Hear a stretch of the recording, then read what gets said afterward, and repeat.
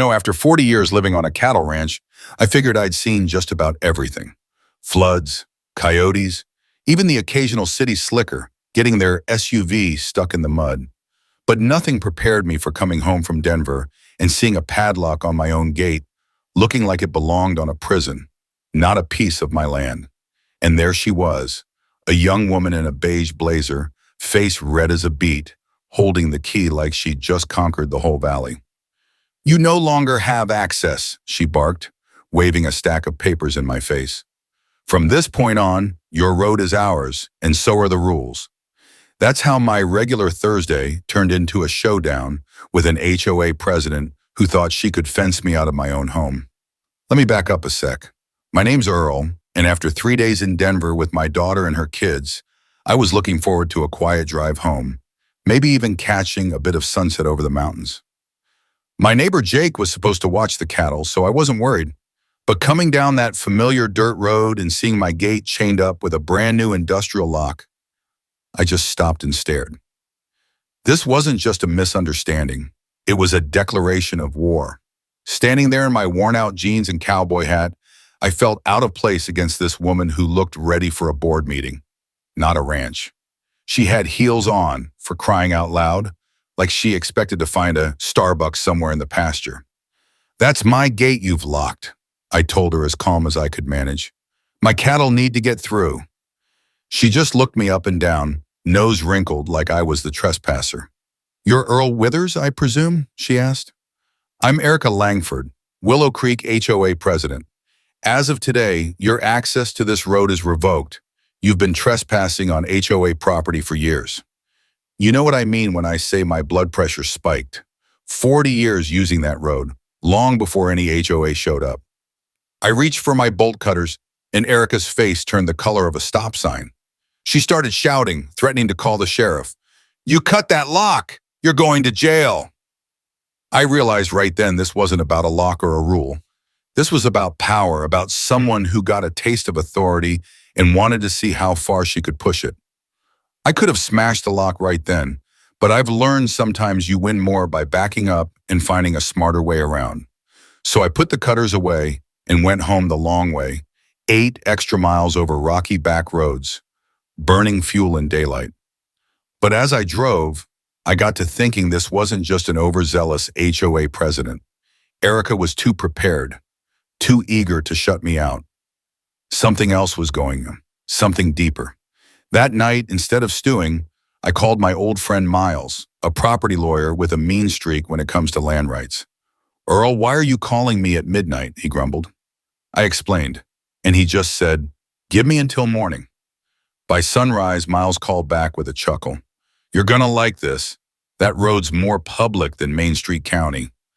Never transferred it to the HOA. They have no legal right to block you. In fact, you might have a stronger claim than anyone." Armed with that, I strolled the disputed road, running my hand over the fresh HOA "Do Not Enter" sign they'd put up. I swear you could almost hear the arrogance buzzing off that metal.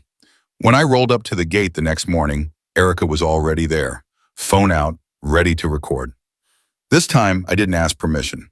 I clipped the lock clean off, opened my gate, and said, "Ma'am, the only crime here is you blocking a public road. Have a blessed day." If you think she backed down, think again. By lunch, she'd slapped 3 new locks on my gate and hired a security guard to sit out there at $200 a day, easy on the HOA's dime. I started running the numbers in my head. That's nearly $6,000 a month. And with 47 families in the HOA, that's about $150 each just to keep me out. I knew it wouldn't take long for the neighbors to notice. Sure enough, a couple of days later, my phone rings. Hank Barrett, a soft-spoken accountant 3 houses down, says, "Earl, what's this about a security expense? HOA fees are going through the roof." Then Doris Kellerman, 75 and sharp as a tack, calls to say, "People are whispering, Earl. There's an emergency meeting tomorrow night. You better be there." That HOA meeting, man, it was a circus. Erica standing up front with her PowerPoint spinning wild stories about how I was a danger to the community, lowering property values, the whole 9 yards. Hank cuts her off. "Why are we spending $6,000 a month on security without a vote?" The room goes silent. I stand up, lay out the real math, security, legal bills, lost contracts, all adding up to a $300 fee hike for each family. That did it. People started shouting, demanding records, calling for a vote of no confidence. That's when Erica lost it. "If you don't like my decisions, maybe you should find somewhere else to live," she snapped. That silence, that's the sound of someone losing all their power at once. Doris stood up calm as ever and said, "Young lady, I was here before your HOA, before your development, before you were born. If anyone needs to leave, it's folks who think they can rewrite history." On my way home that night, I realized Erica had set herself on fire and handed me the matches. With Miles's help, I petitioned the county to make me the official maintenance authority for the road. Every pothole I'd ever filled, every snowstorm I'd plowed, all documented and ready to go. 3 weeks later, the county clerk calls. Petition granted. That road was mine, and the sign went up. "Park Road, maintained by Earl Withers, authorized vehicles only." Erica showed up fuming, accusing me of theft. I just handed her the county papers. "Ma'am, I'm collecting usage fees now, per trip for non-adjacent property owners."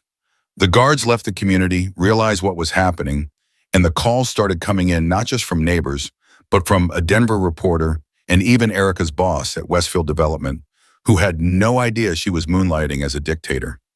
Things spiraled fast. The Denver Post ran a story, Doris's videos went viral, and suddenly Erica was famous for all the wrong reasons. Then one night, someone cut my fences and left the gates open.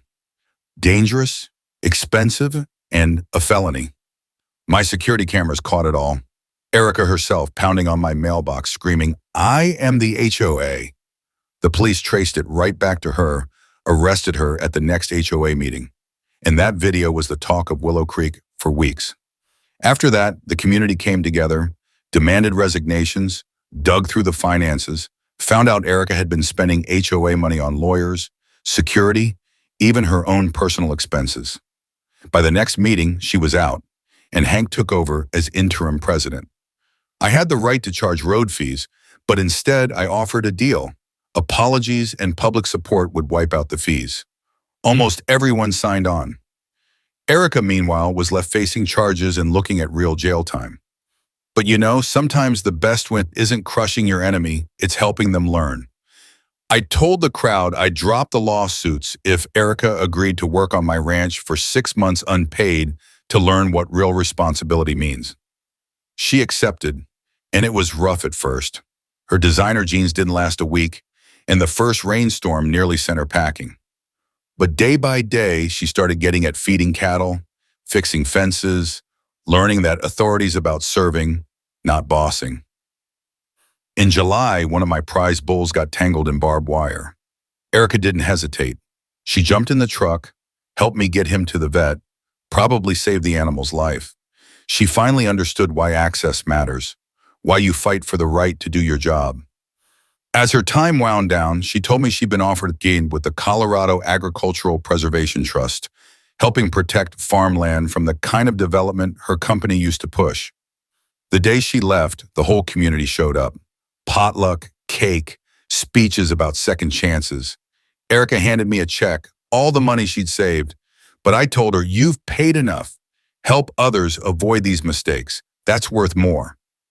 6 months later, I got a card from Denver, a photo of her next to a sign reading, "Henderson Ranch, Protected Agricultural Land." She wrote, "Thanks to you."